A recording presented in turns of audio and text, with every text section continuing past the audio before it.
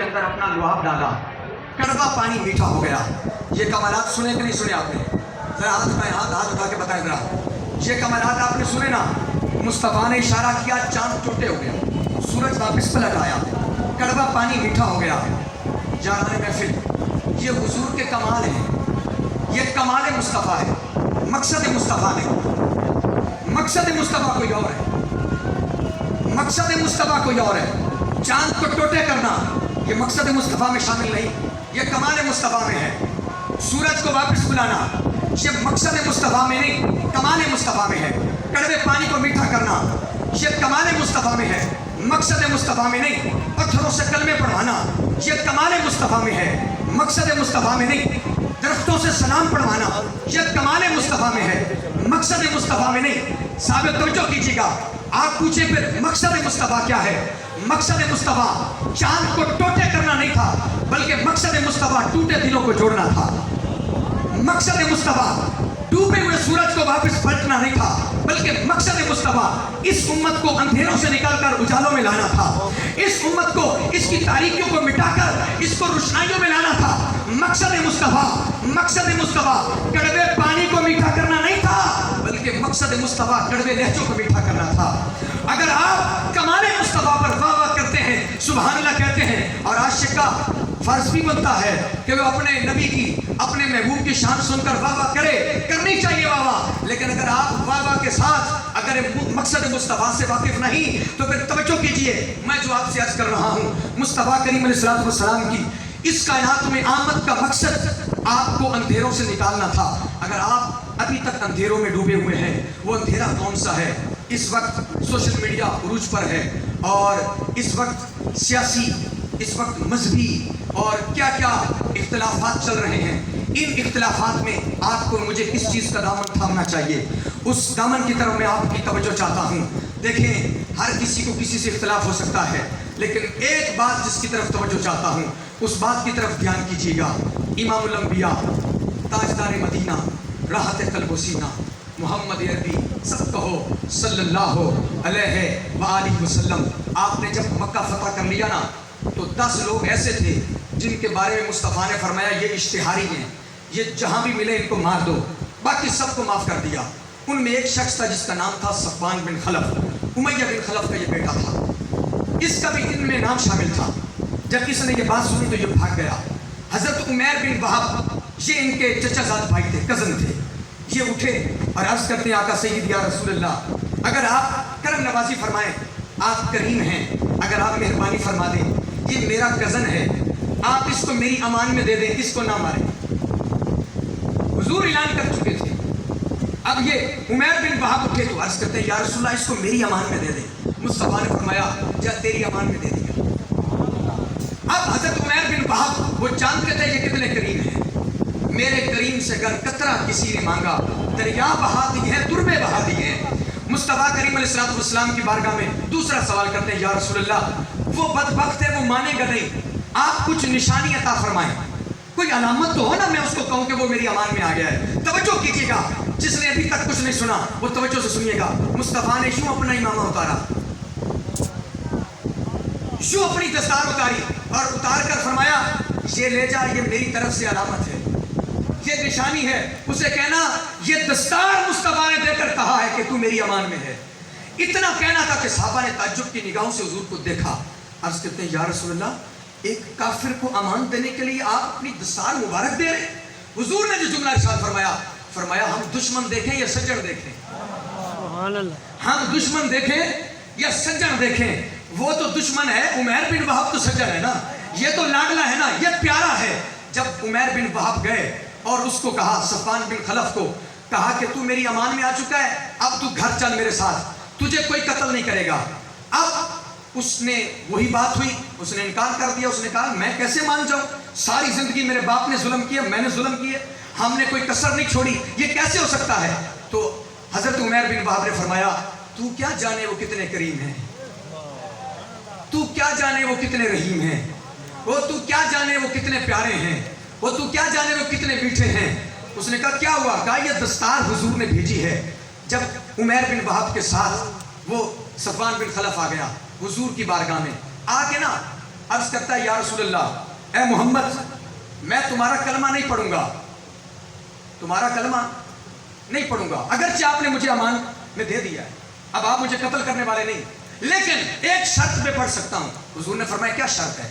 کہتا میں آپ کے ساتھ 2 ماہ رہوں گا، آپ کا اٹھنا بیٹھنا چلنا پھرنا کھانا پینا سونا جاگنا دیکھوں گا، آپ کو پرکھوں گا، پھر میں فیصلہ کروں گا کہ میں نے کلمہ پڑھنا ہے کہ نہیں پڑھنا۔ مصطفیٰ نے فرمایا تو 2 لیتا ہے، ہم 4 ماہ دیتے ہیں، 4 ماہ کی مہلت دیتے ہیں۔ توجہ رکھیے گا، جب 4 ماہ کی مہلت لے لی، صفوان بن خلف کو ابھی 3 دن گزرے تھے، تیسرے دن کی مغرب کی اذان ہونے والی تھی، یہ روتا روتا حضور کی بارگاہ میں آ گیا، حضور کی بارگاہ میں آ گیا اور عرض کرتا یا رسول اللہ بہت دیر ہونے والی ہے، ابھی مجھے کلمہ پڑھائیے، مزید دیر نہ کیجیے، مجھے اپنی غلامی میں قبول کر لیجئے۔ توجہ رکھیے گا، مصطفیٰ نے فرمایا تو 2 ماہ کی مہلت چاہتا تھا اور ہم نے 4 ماہ کی دی تھی، اور ابھی تو 3 دن بھی نہیں گزرے، پورے نہیں ہوئے، ابھی تو آ گیا۔ اب اس نے جو جملے کہے، اس نے کہا یا رسول اللہ میں نے اپنی آنکھوں سے دیکھا درخت آپ پر سلام پڑھتے تھے، میں نے اپنی آنکھوں سے دیکھا چاند آپ کے اشاروں پر ٹوٹے ہوتا، میں نے اپنی آنکھوں سے دیکھا سورج واپس پلٹا، میں نے اپنی آنکھوں سے دیکھا پتھر آپ پر سلام پڑھتے تھے، لیکن یہ سارے آپ کے معجزات دیکھ کر میرا دل نرم نہیں ہوا، میں کلمے پر آمادہ نہیں ہوا، میں نے آپ کے دین کو قبول نہیں کیا، لیکن 3 دن جو میں آپ کے پاس رہا ہوں نا، آپ کی میٹھی میٹھی باتیں سنی ہیں، آپ کا جو میٹھا لہجہ ہے نا، وہ جو آپ کے میٹھے میٹھے بول ہیں، میں کیا کروں جو آپ کے معجزات میرے کفر کے تالے نہیں نہ توڑ سکے، وہ آپ کے میٹھے بول مجھے 3 دن میں مجبور کر گئے کہ یہی محمد الرسول اللہ ہے اور یہی سچا ہے اور اسی کی غلامی میں آنا چاہیے، اسی کا کلمہ پڑھنا چاہیے، اسی کا جان نثار ہونا چاہیے۔ آقا معجزات میرا کچھ نہیں کر سکے، لیکن آپ کا میٹھا لہجہ مجھے قربان کر گیا۔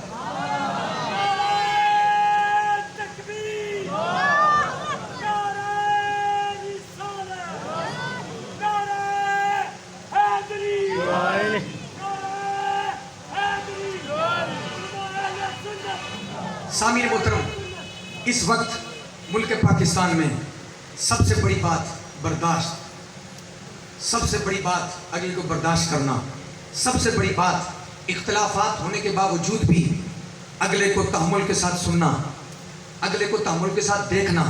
دیکھیں لبیک یا رسول اللہ کا نعرہ ہماری جان ہے، اور لبیک یا رسول اللہ پر ہماری جان قربان ہے، لیکن نعرہ ہو حضور کے لیے، نعرہ ہو حضور کے لیے، ہماری جان قربان ہے، ہماری کیا مجال ہے؟ ہم کھاتے یا رسول اللہ کے، ہمیں ملا یا رسول اللہ کے صدقے ہے، ہمیں عزتیں ملی شہرتیں ملے سب کچھ ملا یا رسول اللہ کے صدقے ملا، ہمیں جو کچھ مل رہا ہے وہ یا رسول اللہ کے صدقے مل رہا ہے۔ لیکن ایک بات یاد رکھنا، یا رسول اللہ کا نعرہ یہ کسی کو جلانے کے لیے نہیں آیا، یہ تو لوگوں کے گھر بسانے کے لیے آیا ہے۔ یا رسول اللہ کا نعرہ کسی کی تذلیل کے لیے نہیں آیا، یا رسول اللہ کا نعرہ لوگوں کی عزتیں بڑھانے کے لیے آیا ہے۔ اگر تو آپ یا رسول اللہ کا نعرہ لگاتے ہیں اور اس انداز سے لگاتے ہیں کہ اگلی کی عزت بڑھے، میں درد کے ساتھ کہہ رہا ہوں، یہ 43 فتح میں پیر اجمل رضا قادری صاحب آئے تھے تو میں بھی وہاں تھا، محفل ختم ہوئی تو ایک سیاسی دوست جا رہے تھے تو پیچھے کچھ دوستوں نے نعرہ لگا دیا، پھر ادھر سے ایک مخالف نعرہ لگا، اس بندے نے صرف ابھی نعرہ لگایا ہی تھا اور کچھ ہمارے دوستوں نے جن کے پاس عشق کا دعویٰ بھی تھا، انہوں نے ان کا وہ حال کیا مار مار کے، میں قریب سے گزر رہا تھا، اگر میں نے کہا اگر میں کہوں گا تو یہ تو مجھے بھی پکڑ لیں گے، یہ اس وقت اس حالت میں ہے، اس کنڈیشن میں ہے۔ سامعین محترم، آپ کو کیا ہو گیا؟ حضور کی بارگاہ سجی ہے، صحابہ حضور کے ارد گرد جمع ہیں، اور ایک یہودی آتا ہے، وہ مسجد کے ایک کونے میں پیشاب کرنا شروع کر دیتا ہے۔ جب اس نے پیشاب کرنا شروع کر دیا نا تو صحابہ نے تلواریں نکالی، جب تلواریں نکالی تو حضور نے فرمایا ٹھہر جاؤ، تلواریں اپنی پاس رکھو، ٹھہر جاؤ۔ وہ پیشاب کرتا رہا، جب وہ فارغ ہوا نا حضور نے اسے پاس بلایا، پاس بلا کے حضور نے فرمایا یہ ہماری عبادت گاہ ہے، یہاں پیشاب نہیں کیا جاتا، یا عبادت کی جاتی ہے، یا اللہ کو یاد کیا جاتا ہے۔ اتنا کہنا تھا کہ اس کا دل بھی نرم ہو گیا، اس کا دل بھی نرم ہو گیا۔ میں جو آپ کو بات سمجھانا چاہتا ہوں وہ یہ ہے، وہ چلا گیا۔ صحابہ نے عرض کی یا رسول اللہ وہ نجاست ہماری مسجد میں آ کے پھیلا رہا تھا اور آپ نے اسے مارنے کیوں نہیں دیا؟ مصطفیٰ نے فرمایا دوران پیشاب تبھی تکلیف ہو سکتی تھی اسے، اگر آپ ایسے اسے روکتے تو اسے تکلیف ہو سکتی تھی۔ مجھے یہ بتائیں جو آقا दुश्मन की, गैर की इतनी सी तकलीफ, तभी तकलीफ बर्दाश्त नहीं कर सकते, वो किसी की दिल आजारी कैसे बर्दाश्त कर सकते हैं?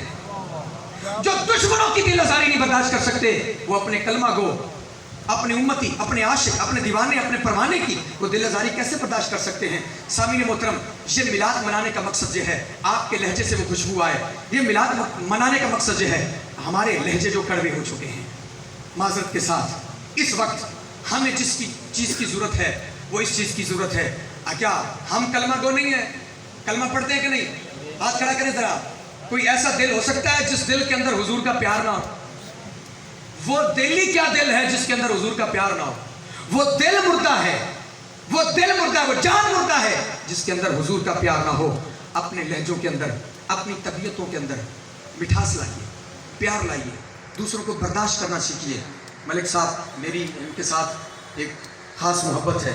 जो हमारे पास जो कुछ होता है हम वो कह देते हैं, और हमने तो ऐसा सीखा नहीं है। हमारे उस्ताद लाजवाब हैं, और उन्होंने जो बात हमें समझाई है वो आज तक हमें याद है, तो हम उसी पर कायम हैं। जिसके साथ मोहब्बत करनी है वो कह देना है कि फ़लाँ के साथ है, फिर ज़माने की सारी मुखालफतें सामने आ जाएँ और बेलौस। आज तक मलिक साहब तशरीफ़ फरमाए, कभी इनके डेरे पर किसी मामले पर मैं नहीं आया, किसी मामले के लिए भी मैं नहीं आया कि मुझे ये काम है, ये फ़लाँ काम है। हमें हुजूर नबी करीम अलैहिस्सलाम का दिया हुआ बहुत कुछ है, हमें हुजूर का दिया हुआ बहुत कुछ है। उनके साथ हमें एक दिली लगाव है, प्यार है। अल्लाह इनको कामयाबी अता फरमाए। लेकिन इस वक्त यहाँ मलिक साहब के चाहने वाले हैं, आपसे गुजारिश है, सोशल मीडिया, इलेक्ट्रॉनिक मीडिया आपके हाथ में है और ये बेलगाम है। आप जिसको जो चाहते हैं कह देते हैं। भाई इख्तलाफ करें, लेकिन ज़ुबान का इस्तेमाल सही करें। लिखें तो अच्छा लिखें, बोले तो अच्छा बोलें, आपकी ज़ुबान से किसी की दिल आज़ारी ना हो। या पाकिस्तान में जो भी रहता है वो हुजूर का कलमा पढ़ने वाला है, जो पाकिस्तानी है उसकी इज्जत करना हमारे लिए ज़रूरी है। करेंगे? या हुसैनियों की तादाद बहुत ज़्यादा है, हुसैनियों की तादाद बहुत ज़्यादा है, तो मैं अर्ज़ करना चाहता हूँ, इमाम हुसैन लजपाल वो हैं जिन्होंने अपने दुश्मनों के लिए भी दरवाजे खोल रखे थे। तो हम अपनों से इतने दूर क्यों हो चुके हैं? हम अपनों से दूर हो चुके हैं। भाई भाई से दूर है, बहन भाई से दूर है, बाप बेटे से दूर है। ये रवैया हमारे अंदर क्यों आए? इस वक्त मजहब की सही तर्जुमानी जिसकी ज़रूरत है, कौन है ऐसा जो इस वक्त अपने रवैये से किसी को मुतासिर करके कहे कि तू कलमा पढ़? हमारे रवैयों से कौन मुतासिर होकर आ रहा है? इस्लाम के अंदर दाखिल कौन हो रहा है? हालांकि जब आका करीम अलैहिस्सलाम ने ऐलान नबूवत फरमाया ना, तो रात आलमी मिलाद कॉन्फ्रेंस में शेखुल इस्लाम ने यह बात कोट की कि जब आका करीम अलैहिस्सलाम ने दावत तौहीद दी, नजाशी को जब खत लिखा, रूम के बादशाह को खत लिखा, खत लिखते हुए हुजूर ने जो अल्फाज इस्तेमाल किए ना, फरमाया अगर इस्लाम कबूल कर लोगे तो तुम्हारे लिए सलामती है, अगर नहीं करोगे तो ये तुम पर भी गुनाह है और तुम्हारी कौम पर भी गुनाह है। आका ने ये नहीं फरमाया कि अगर तुम कबूल नहीं करोगे तो हम तुम्हारी गर्दनें उड़ा देंगे। यहूदी का जनाजा जा रहा है और पता चला कि जनाजा आ रहा है, हुजूर खड़े हो गए। साथ खड़ा शख्स कहता है या रसूलल्लाह ये यहूदी है, ये मुसलमान नहीं है। मुस्तफा के जुमले सुनिए, हुजूर ने फरमाया मुसलमान नहीं है, इंसान तो है ना। ये मुसलमान नहीं है, इंसान तो है ना। चलो इंसानियत होने के नाते किसी का एहतराम कर लें, किसी की इज्जत कर लें। उम्मीद है कि मेरी जो बातें हैं, मकसद मुस्तफ़ा वो ये है, टूटे दिलों को जोड़ना। मकसद मुस्तफ़ा आपस में मोहब्बत कायम करना, प्यार कायम करना।